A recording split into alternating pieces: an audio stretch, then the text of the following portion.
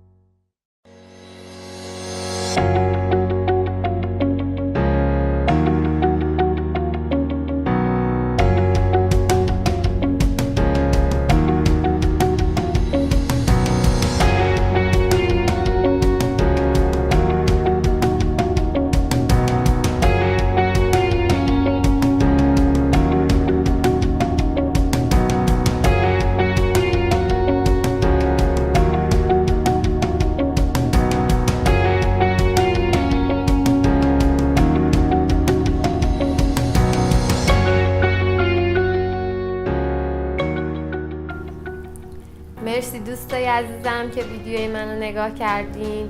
لطفاً برای حمایت کردن از من ویدیوامو لایک کنین، کامنت بذارین برام، با دوستاتون به اشتراک بذارین و میتونین با هم دیگه از طریق شبکه‌های اجتماعی مثل فیسبوک، تلگرام، اینستاگرام که لینکش پایین این ویدیو هستش در ارتباط باشین. مرسی، خداحافظ.